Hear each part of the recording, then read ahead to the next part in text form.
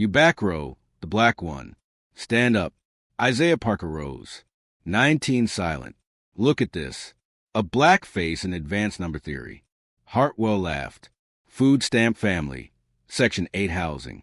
Did your welfare case worker fill out your application? Or did some diversity committee drag you here to meet their quota? He grabbed the chalk. I'm going to write an impossible equation. PhDs have failed. Geniuses have quit. And you ghetto trash. You're going to prove why black kids don't belong in real mathematics. The chalk scratched against the board. Isaiah stared at the equation. What Hartwell did next would cost him everything. His career, his reputation, his deepest secret. Comment where you're listening from. Subscribe to Beat Stories. Let me tell you who Isaiah Parker really was. Because Professor Hartwell had no idea, not a clue, and that ignorance would destroy him. Isaiah was 19 years old, a sophomore at Whitmore University, the youngest student in advanced number theory by 2 full years. Every day he sat in the back row, same seat, same corner, the spot where nobody looked twice. He never raised his hand, never volunteered answers, never showed anyone what he could really do. His homework was correct, but unremarkable. B+ average. Nothing special. Nothing threatening. That was intentional. See, Isaiah had learned something early, a lesson his grandmother taught him when he was just a boy. Don't let them see everything you got. Save something for when you need it. Being seen had a cost. Being noticed meant being targeted. In his neighborhood, in his schools, in every space where black boys were expected to fail. So Isaiah made himself invisible, a ghost in plain sight. But here's what nobody knew, what nobody could have guessed. Isaiah Parker had been solving graduate-level mathematics since he was 15 years old. Self-taught. No tutor, no prep school, no expensive programs, no connections, just him. Late nights, cold coffee, and a stack of notebooks he found in his grandmother's attic when he was 13. Those notebooks changed everything. They didn't belong to Isaiah. They belonged to his father, a man named James Parker, a man who died when Isaiah was only 6 years old. Isaiah barely remembered him, just fragments, pieces of a puzzle he could never complete. A warm hand on his shoulder, the smell of chalk dust on clothing, a deep voice saying words that burned into his memory forever. Numbers don't lie. Son, people do. That was it. That was all he had of his father. A sentence, a feeling, a ghost. His mother never talked about James. Whenever Isaiah asked questions, she changed the subject. Her eyes would go distant. Her voice would tighten. And eventually, Isaiah stopped asking. His grandmother wasn't much better. She'd just shake her head and say, "Your daddy was a good man. The world wasn't good to him." For 13 years, that's all Isaiah knew. His father was good. The world was cruel. End of story. Then he found the notebooks hidden in the attic, covered in dust, waiting for him. He saw pages and pages of equations, proofs, theories, mathematical ideas that Isaiah couldn't even begin to understand, and margin notes, hundreds of them, written in handwriting that felt strangely familiar. Isaiah didn't know it then, but he was looking at his father's mind, his father's dreams, his father's unfinished work. It took years to decode. Isaiah would come home from school, ignore his homework, and study those notebooks instead, teaching himself piece by piece, symbol by symbol. By 15, he wasn't just reading his father's work. He was continuing it. By 17, he was solving problems that most graduate students couldn't touch. By 19, he was quietly, invisibly one of the most talented mathematicians at Whitmore University, and nobody knew. Not his professors, not his classmates, not even his mother. Isaiah kept his gift hidden, protected, saved for when he needed it. He didn't know that moment was coming. He didn't know a 23-year secret was about to explode. He didn't know his father's past was waiting for him in a Whitmore classroom. Now, let me tell you about the man at the front of that classroom. Professor Richard Hartwell, the man who thought he was untouchable. Hartwell was 58 years old, tenured for 22 years, published in journals that most mathematicians only dreamed about. He ran his classroom like a kingdom, and he was a king. Students called his course the graveyard, where GPAs went to die, where dreams got buried, where ambitious young minds learn their place. Hartwell liked it that way. He enjoyed the fear, the power, the control. He prided himself on maintaining standards. That was his favorite phrase. He said it at every faculty meeting, every department review, every time someone questioned his methods. I'm maintaining standards, weeding out students who don't belong. He never specified what don't belong meant. He didn't have to. Everyone understood. 3 formal complaints of racial bias in 5 years. 3 black students who said Hartwell targeted them, humiliated them, drove them out. All 3 complaints dismissed. Insufficient evidence. Hartwell had friends in the administration, powerful friends, the kind who made problems disappear. But Hartwell had a secret, one he'd been hiding for 24 years, and it was about to walk right through his door. Every few years, a student would slip through Hartwell's filters, someone who didn't fit his image of excellence, someone who looked different, sounded different, came from the wrong neighborhood. And every time Hartwell found a way to put them in their place. A public question designed to embarrass, a problem meant to humiliate, a grade that pushed them toward the exit. It always worked. For 2 decades, always worked. The students would doubt themselves, drop out, transfer, disappear, and Hartwell would smile. Standards maintained, kingdom protected. He had no idea that Isaiah Parker was different, that this quiet black kid from the south side of Chicago carried something Hartwell couldn't imagine, a gift inherited from a man Hartwell had destroyed 24 years ago, a man named James Parker, Isaiah's father. October 15th, 2 p.m. room 248. Advanced number theory. Isaiah walked in like every other day, backpack over one shoulder, eyes down, invisible. He took his usual seat, back row, far corner, the chair that faced the exit.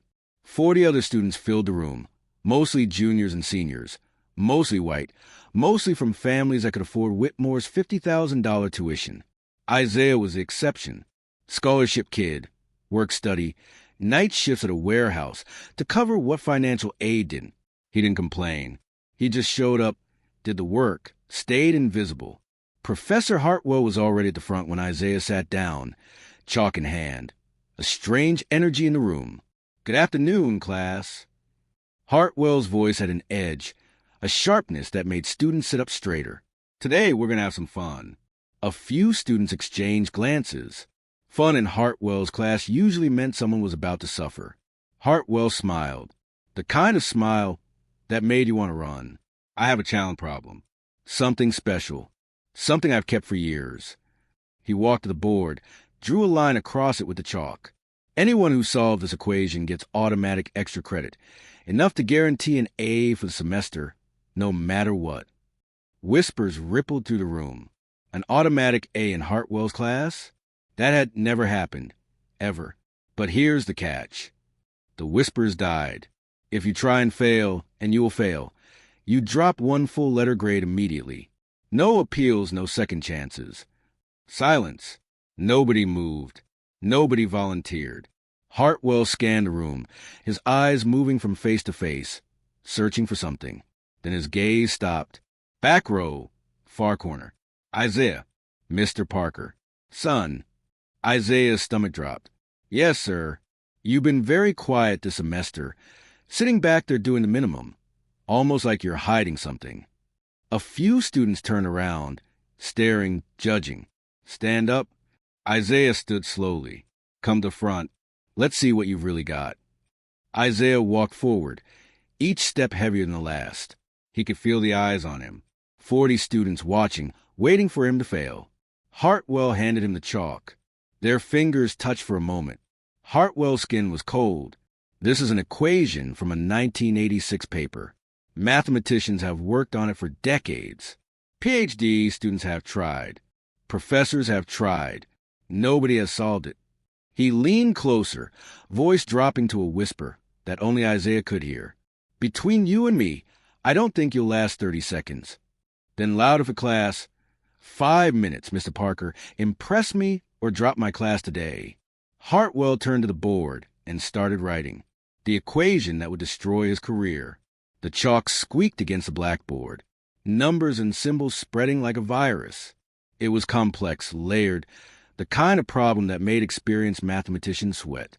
A modified Diophant equation. Variables tangled together like a puzzle designed by someone cruel. Notation that most undergraduates wouldn't even recognize. Hartwell stepped back, admired his work, crossed his arms. Your 5 minutes starts now. Isaiah stared at the board. His heart should have been pounding. His hands should have been shaking. Every instinct should have told him to surrender. Say he couldn't do it. Sit back down. Survive. But something else was happening. Something stirring in the back of his mind. A memory, a recognition. He'd seen this equation before, in a notebook with his father's handwriting dated 1994. The world narrowed. The classroom disappeared. The watching students faded to nothing. All Isaiah could see was the board. All he could hear was his father's voice. Numbers don't lie. Son. People do. His father had worked on this exact problem 24 years ago in notebooks that nobody else had ever seen. And in the margin, 3 words. Solved. Method C.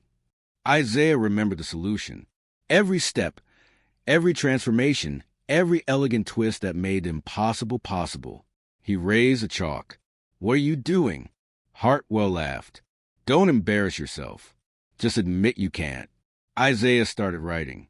His hand moved with certainty. Numbers flowing, symbols aligning. His approach was unconventional. Nothing like the textbook methods. Nothing like anything Hartwell had ever seen. Because it wasn't from a textbook. It was from a dead man's notebook. A method that had never been published, never been shared until now. Hartwell's smile disappeared. Sir, 30 seconds. Isaiah kept writing. One student leaned forward, then another. Something was happening. Something unexpected. 60 seconds. The board was filling up. The solution taking shape. Hartwell stepped closer, his face pale, his eyes scanning the work. That method, that's not... Where did you... Isaiah didn't respond, didn't slow down, didn't look back. 90 seconds. He set down the chalk, stepped back, turned around. Done. 94 seconds. That's how long it took to solve an equation that had stumped mathematicians for 40 years. The classroom was frozen. Hartwell stared at the board, his eyes moving across the solution, checking, rechecking, looking for a mistake. There wasn't one. The solution was complete. Correct. Elegant. That's not possible. Hartwell's voice cracked. That's not. You couldn't. It's correct, sir. Isaiah's voice was steady. You can verify it. One student started clapping, then another, then more. Stop. Hartwell raised his hand. Everyone stop. The applause died, but the damage was done. A 19-year-old black student from the South Side had just solved what a tenured professor couldn't in front of 40 witnesses. Hartwell spun around, face red, hands trembling. Where did you learn that method? That approach isn't in any textbook. My father taught me. Your father? Hartwell's voice changed, something flickering behind his eyes. Who is your father? His name was James Parker. He died when I was 6. For 1 second, just one, Hartwell's mask shattered. Fear, recognition, something that looked almost like panic. Then it was gone, replaced by ice. Class dismissed. Everyone out now. Students grabbed their bags, rushed to the door. Isaiah didn't move. Mr. Parker. Hartwell's voice was barely controlled. You'll be hearing from me. Word spread like wildfire. By dinner, half the campus was talking, the story growing with each retelling. Did you hear? Some sophomore solved Hartwell's impossible equation. In under 2 minutes, made the old man lose his mind. A black kid from Chicago never said a word all semester. Then boom. Students who'd never taken a math class were discussing it. Isaiah Parker, the quiet one from the back row, the guy who made Richard Hartwell look like a fool. Isaiah wanted nothing to do with it. He went back to his apartment, locked the door, pulled the blinds, tried to become invisible again. It didn't work. His phone kept buzzing. Messages from classmates he'd never talked to, friend requests from people he didn't know. He ignored them all. What he couldn't ignore was the feeling in his gut. Something was wrong. The way Hartwell had looked at him when he said his father's name, that wasn't surprise. That was recognition. That was fear. 2 days later, Isaiah learned why. The email arrived at 3:47 p.m. Subject: academic integrity violation. Immediate meeting required. Isaiah read it 3 times. Each time, the words hit harder. Academic integrity violation. That meant cheating. That meant expulsion. That meant everything he'd worked for, gone. He walked into Hartwell's office at 4 p.m. sharp. The door closed behind him like a coffin lid. Hartwell sat behind his desk, calm, controlled. A stack of papers arranged perfectly in front of him. "Sit down, Mr. Parker." Isaiah sat. The chair was uncomfortable, probably on purpose. "Let me be direct with you." Hartwell's voice was smooth. "Professional. Your performance in my classroom 2 days ago has raised serious concerns." Concerns? Your solution to that equation was too perfect, too fast, too sophisticated for someone of your background. Isaiah felt heat rising in his chest. "My background? Let me put it plainly." Hartwell leaned forward. "No sophomore solves a problem like that in 90 seconds. Not without help. Not without cheating.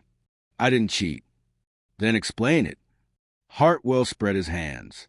"Explain how a 19-year-old from the south side of Chicago, working night shifts at a warehouse, barely scraping by on financial aid, somehow solves a problem that defeated professional mathematicians for 40 years.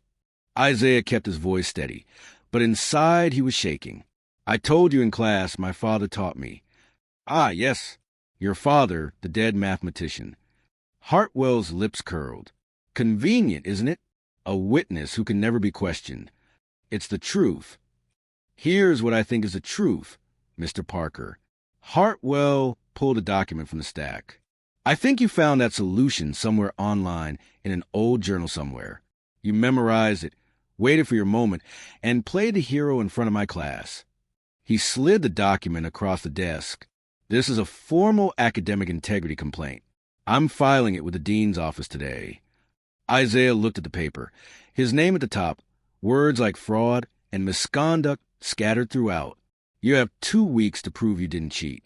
Hartwell smiled. The kind of smile that didn't reach his eyes. "If you can't, and let's be honest, you can't, you'll be expelled permanently. Your transcript marked forever. Your future, well, let's just say you might want to keep that warehouse job." Isaiah's hands clenched, but his voice stayed calm.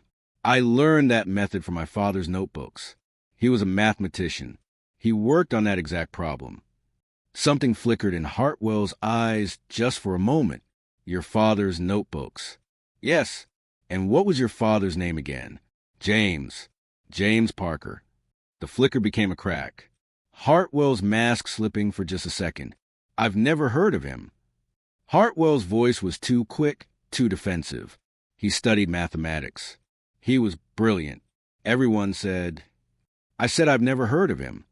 Hartwell stood abruptly. "This meeting is over. You'll receive formal notice of the hearing within 48 hours. He walked to the door, opened it. "I suggest you withdraw now. Save yourself the humiliation of a public expulsion, because that's what's coming, Mr. Parker. I guarantee it." Isaiah stood. His legs felt weak, but he held Hartwell's gaze. "I didn't cheat, and I'm not withdrawing." "Then you're a fool. Just like—" Hartwell stopped himself, but not fast enough. "Just like who?" Isaiah asked. "Get out of my office." Isaiah left, but as he walked down the hallway, one thought consumed him. Just like who? Hartwell knew something about his father, about the past, something he was desperate to keep buried. That night, Isaiah made a phone call that unlocked everything. "Mom, I need to ask you something about Dad." Silence. Long. Heavy. "Why are you bringing this up now, Isaiah?" "Because a professor at Whitmore is trying to expel me. He's accusing me of cheating, and when I said Dad's name..." Isaiah paused. He looked terrified, like he'd seen a ghost. More silence. Then a sound Isaiah hadn't heard in years. His mother crying. "What's the professor's name?" "Hartwell. Richard Hartwell." A sharp intake of breath, a muffled sob. "Mom, what is it? What happened?" Come home this weekend, Isaiah. Her voice was shaking. There are things I should have told you a long time ago. Things about your father. Things about that man. What things? Not over the phone. Come home, please. The line went dead. Isaiah sat in his apartment, his father's notebook surrounding him. The handwriting he'd memorized, the equations he'd studied for 6 years. He opened the oldest one, the first page, faded pencil. Whitmore University, fall 1994. His father had studied here, at this university, in this department, 24 years ago. He flipped through the pages, searching. Near the back, a page torn out. Only fragments remained, but one word was visible. Hartwell. Whatever happened between them, it destroyed his father's life, and now it was threatening to destroy his. Isaiah drove home that weekend, for hours through rain and empty highways. His mother was waiting at the kitchen table, a cardboard box in front of her, the box Isaiah had never been allowed to open. I kept this hidden. Linda Parker's voice was barely a whisper. I thought if you never knew, you'd be safe. Safe from what, Mom? She opened the box. Inside, letters, documents, photographs. A young man with Isaiah's eyes. Isaiah's smile. A face he barely remembered. Your father was a student at Whitmore 24 years ago. Linda's hands trembled. He was the most brilliant mathematician in his program. Everyone said he'd changed the world. What happened to him? His advisor happened. She pulled out a letter, yellow with age, dated February 1995. Dear Mr. Parker, following the investigation into academic misconduct, your enrollment at Whitmore University is hereby terminated. Isaiah read the signature at the bottom. Richard Hartwell, department chair. His blood ran cold. Hartwell was his dad's advisor. More than that, his mother wiped her eyes. Your father developed a solution, a breakthrough, the same equation you solved in that classroom. He was going to publish it, make his name, change everything, and Hartwell stole it. Yes.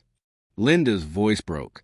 He took James's work, published it under his own name in 1995, built his entire career on it. And when your father tried to fight back, he was accused of plagiarism. His own work, Isaiah. Hartwell said your father copied from him. The university believed the tenured professor over the young black graduate student. No real investigation, no fair hearing, just destruction. Isaiah felt the room spinning. But there was one more question he had to ask. How did Dad die, Mom? Linda couldn't look at him. Please, I need to know. You were 6 years old. Her voice cracked. He tried to move on, got a job, married me. Had you? But the injustice ate at him. The knowledge that his life's work had someone else's name on it. She finally met his eyes. He left a note. Said he couldn't fight anymore. Said the system had won. And then She couldn't finish. Isaiah understood. His father hadn't just died. He'd been killed slowly, deliberately by a man who stole his work, destroyed his reputation, and walked away clean. And that man was still teaching, still powerful, still destroying students. Now trying to destroy Isaiah. I'm not going to let him win again, Mom. Isaiah, please just transfer. Walk away. Don't let him do to you what he did to your father. Isaiah shook his head. Dad walked away. He gave up and it killed him. He stood. I'm going to finish what he started, and I'm going to make Richard Hartwell pay for every life he destroyed. The next 2 weeks were the worst of Isaiah's life. He filed his appeal. The university required new evidence that Hartwell had spent 24 years burying. The Academic Integrity Office gave him 14 days, 2 weeks to prove he wasn't a cheater, 2 weeks to expose a crime older than he was. It was never going to be enough. The whispers started immediately. That's the kid who cheated in Hartwell's class. Heard he stole the solution from somewhere online. Typical affirmative action fraud. They always get caught eventually. Students who'd never spoken to Isaiah suddenly had opinions about him. His study group stopped responding to messages. His lab partner requested a transfer. Professors who'd smiled at him before now looked through him like glass. The warehouse where he worked gave him extra shifts. Since you'll have more time soon, his manager said with a knowing smirk. Heard you're having some trouble at school. Isaiah didn't ask how he'd heard. Bad news traveled fast, especially when someone powerful was spreading it. He stopped going to class. What was the point? Every lecture felt like a trial. Every professor a potential witness against him. He spent his nights alone, surrounded by his father's notebooks, searching for something that could save him. The notebooks that had taught him everything. The notebooks that had raised him. The notebooks that nobody believed were real. How do you prove a dead man's work is authentic? How do you fight a system designed to protect the powerful? Isaiah didn't know. And every day his hearing got closer. Then came the letter that nearly broke him completely. Dear Mr. Parker, your appeal hearing has been scheduled for November 28th at 9 a.m. November 28th, the day after Thanksgiving. Please note this date falls during academic break. Faculty advocates and student representatives may have limited availability. Isaiah read it 5 times. Each time, the message got clearer. They'd scheduled his hearing during a holiday, when the campus was empty, when witnesses wouldn't be around, when no one would be watching. This wasn't justice. This was an execution. Isaiah tried to fight back. He called everyone he could think of. The Academic Integrity Office, closed for the holiday. The Student Advocacy Center, voicemail.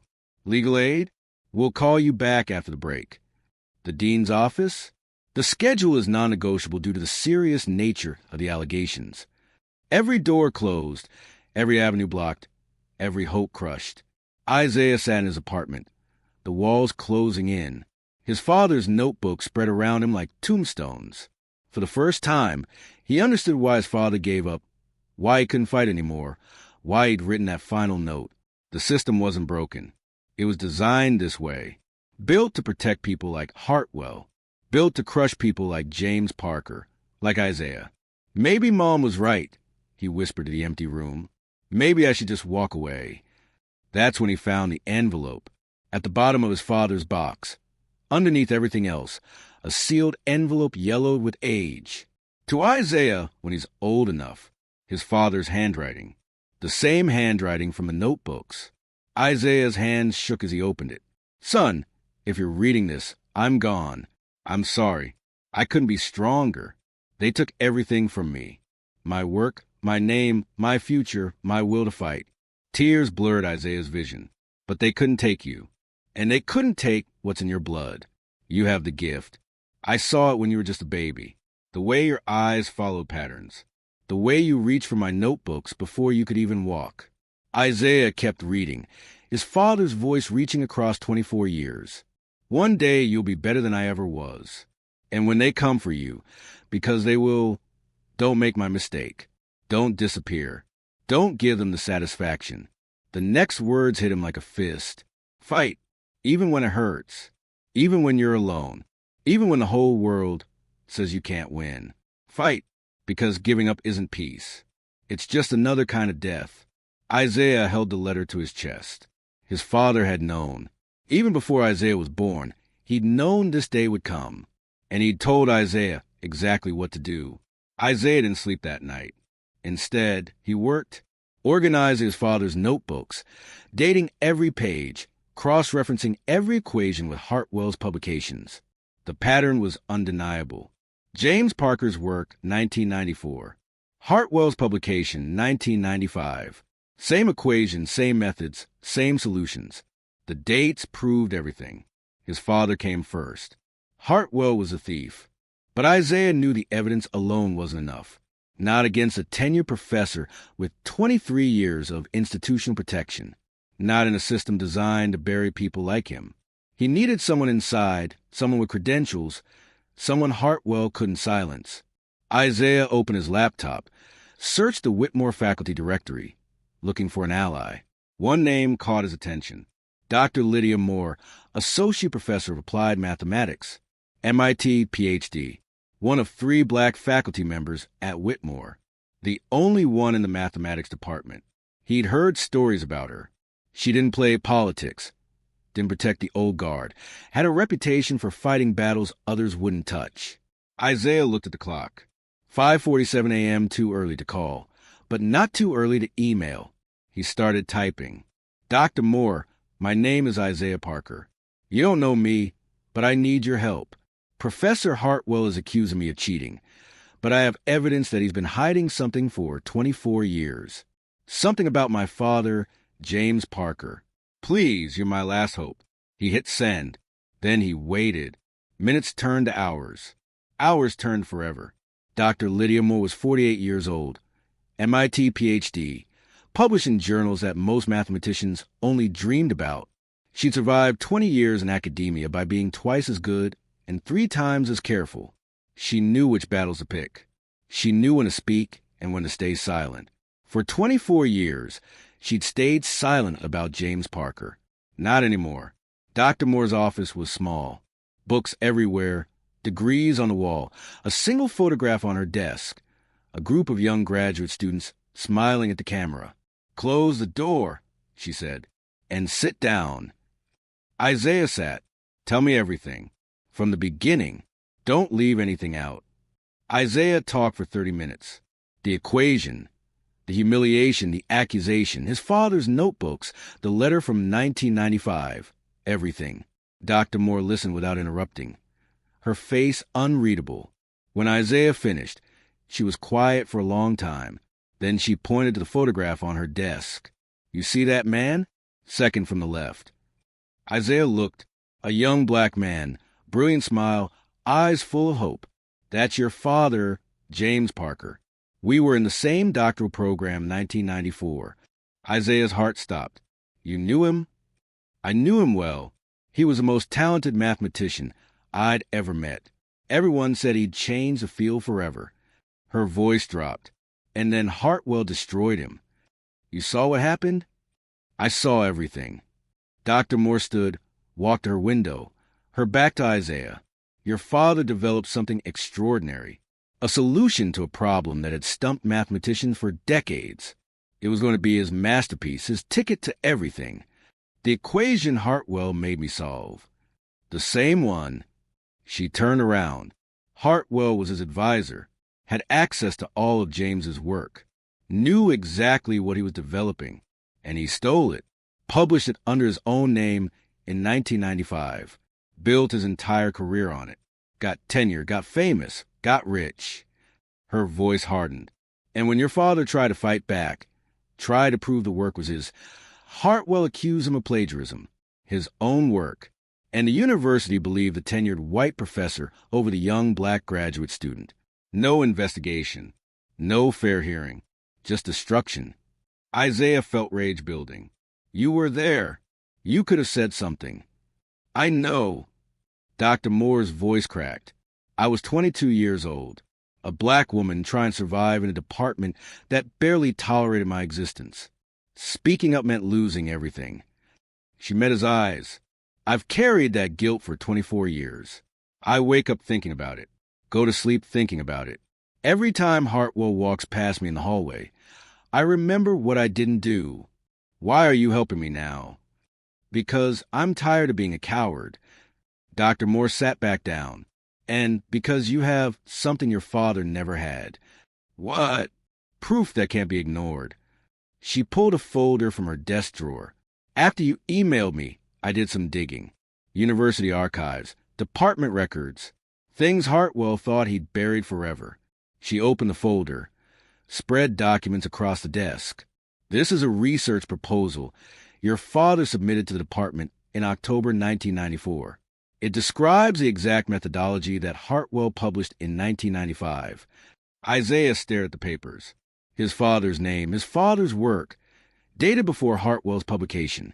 And this... Dr. Moore pulled out another document. This is a formal complaint your father filed in February 1995, alleging that Hartwell stole his research. Isaiah read it. His father's words, his father's pain, preserved on paper for 24 years. The complaint was dismissed. Insufficient evidence. Your father was expelled 2 weeks later. So Hartwell has done this before, Isaiah said, and gotten away with it for 24 years. But here's the thing. Dr. Moore leaned forward. Your father's notebooks. If we can prove they're authentic, that they weren't fabricated, then Hartwell's entire defense collapses. How do we prove that? We don't. We get someone else to prove it. Someone whose credentials are so impeccable that the university can't ignore them. She picked up her phone.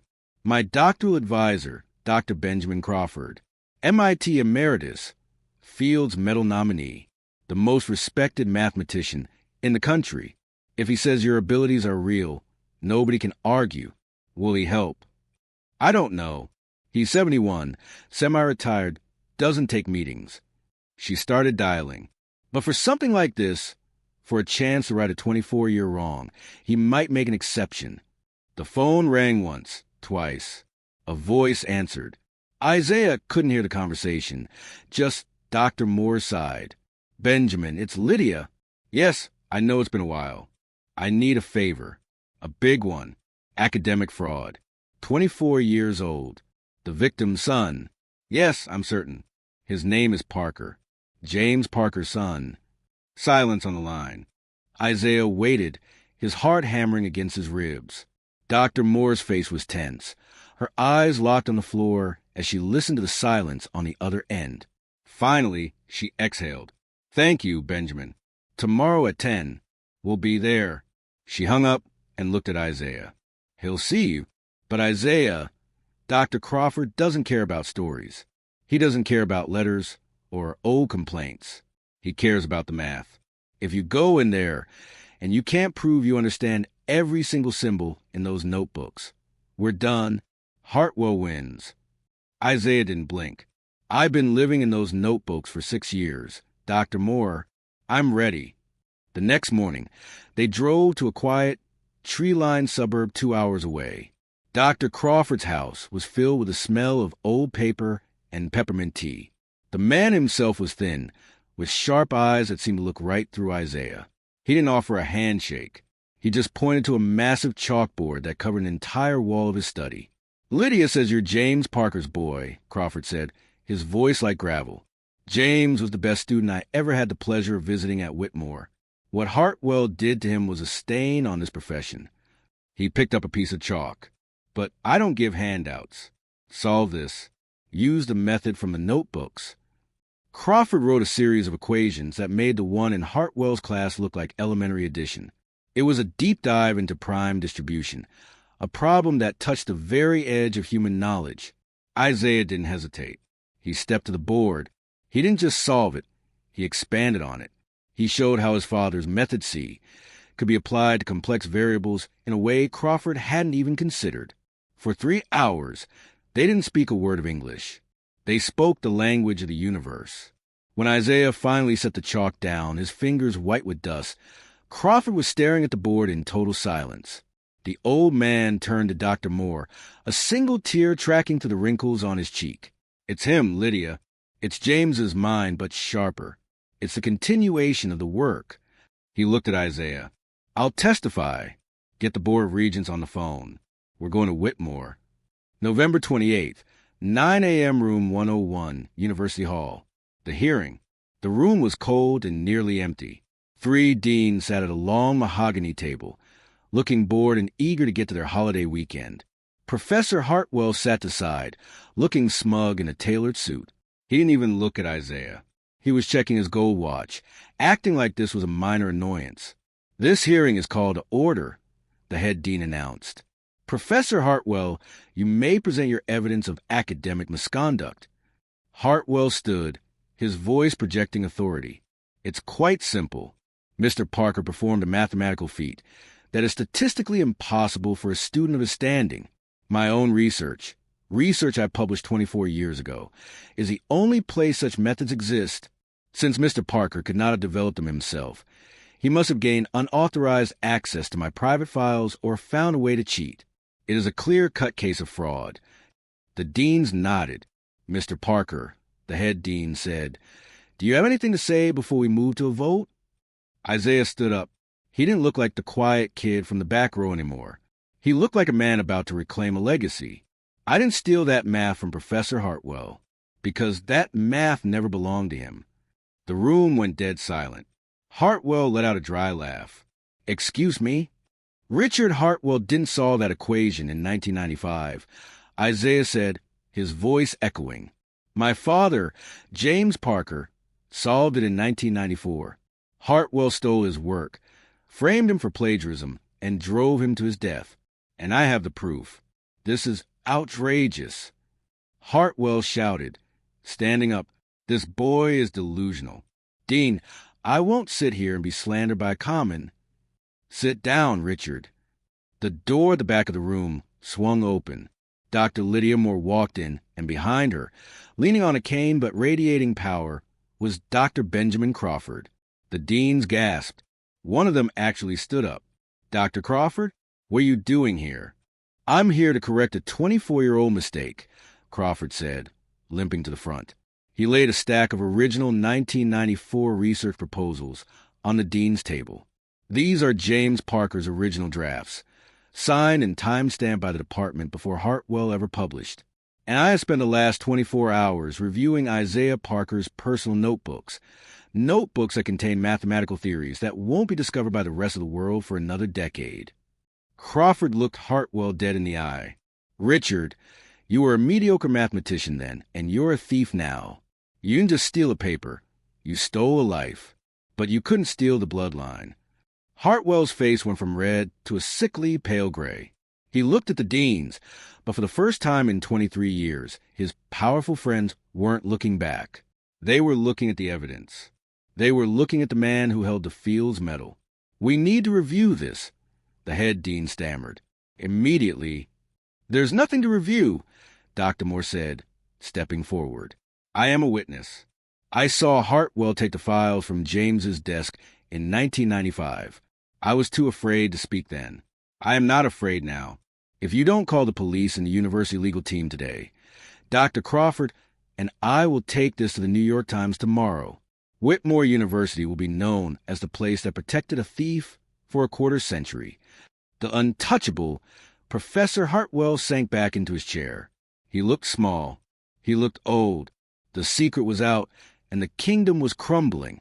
1 month later, Isaiah stood in front of the same lecture hall, room 248. But he wasn't sitting in the back row. He was standing at the front.